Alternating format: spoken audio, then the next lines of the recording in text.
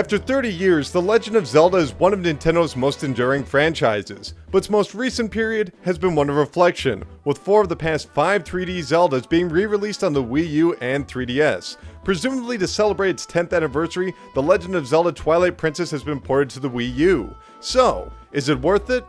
Let's find out. Remasters are tricky projects, often skirting the line between faithful restoration and slavish replication. Strangely enough, the most radical adjustments can produce the most familiar results, crafting an experience that fits in line with many players' memories. The other, sometimes cited as less ambitious direction, is to simply smooth out a game's graphical edges, leaving its gameplay core intact. And this is the approach Nintendo has taken with The Legend of Zelda Twilight Princess HD. The Zelda series is built around its repeating themes and narratives, and the Twilight Princess is no exception. Players take control of Link, the hero of Hyrule, defender of monkeys, and part-time hoppy dog, a young man enjoying his simple life as a ranch hand in a small village. But when mysterious monsters descend upon his home, Link learns of the expanding shadow consuming the surrounding kingdom. Embracing the hero's call to action, he heads off to defeat the invading creatures. But things go awry once he enters the dim domain, as Link helplessly transforms into a wolf. Clueless to his circumstances, he agrees to team up with the mysterious Twilight creature Midna in order to restore the 4 spirits of light, fighting back against the dark and rescuing the imprisoned Princess Zelda. While Twilight Princess might not be original, it's a far more foreboding take on the Zelda story. Though still retaining the levity of a Nintendo game, it doesn't shy away from dire events and dark tales. This balance, for the most part, works well. Witnessing the effects of the Twilight eclipse in small towns and enormous cities effectively communicates a grand catastrophe. The developers cleverly tweaked their iconic characters and locations with disturbing imagery, giving off a potent sense of unease. But this only adds to the sense of relief when the dreary environments are washed away by morning light, encouraging players to explore the sinister world while reinforcing the dangers ahead. It's a shame Twilight Princess often undercuts these themes by complicating simple story beats. Throughout the story, one of Link's fellow villagers will be conveniently kidnapped to his next destination, forcing him to resume his beastly form.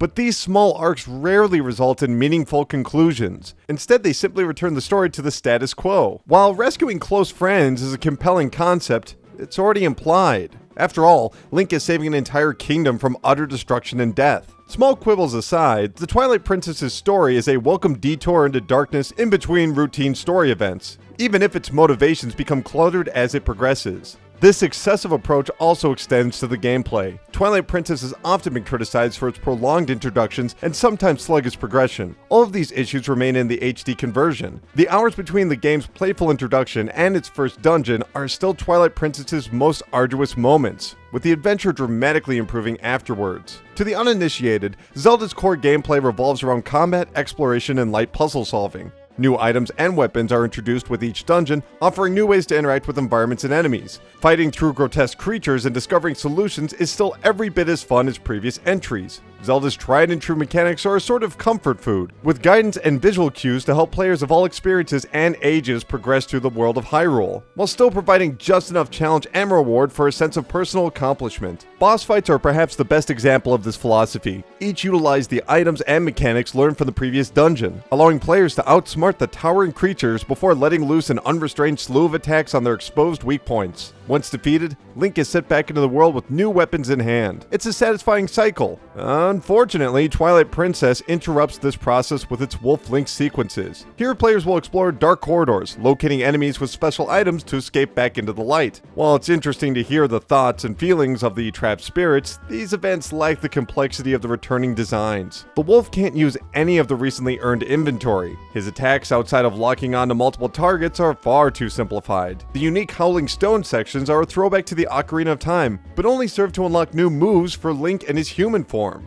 It's not that these levels are bad, in fact they can be quite enjoyable early on, but they take far too long to complete and are frustratingly inconsequential. Of course, these issues stem from the original game's design, as this HD remaster's changes are mostly cosmetic. Text is now easier to read in a 16:9 ratio, and locations and models are more crisp. But this enhanced resolution only exposes the jagged edges and flat textures of Twilight Princess. In motion, it's easy to appreciate the improvements, but once the action slows down, the visual's GameCube roots become distractingly obvious. The most welcome adjustments are implemented on the Wii U's touchpad. where items and weapons are only a tap away. The gamepad can also display the map, greatly enhancing the Wolf Link sections, allowing players to zoom in and discover the location of collectible objectives. But the most jarring aspect of this conversion is in the controls. Both the Wii and GameCube's left analog stick were surrounded by an octagonal groove, a feature absent from the Wii U's gamepad and Pro Controller. Link still moves in 8 directions, but the smooth edges of the analog stick lack the tactile feedback of its intended design. This becomes glaringly obvious during horseback riding and navigating narrow pathways. So, is it worth it?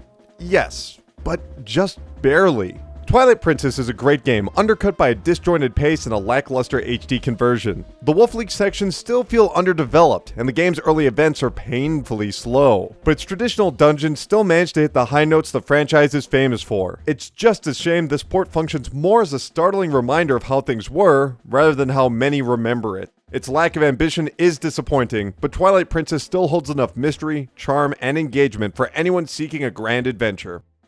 The Legend of Zelda Twilight Princess HD is currently available on the Wii U for $60. If you've had a chance to play it, let me know what you think, and if you haven't, let me know if you plan on picking it up. My name is Colin Tanner, and I'll see you in the next video.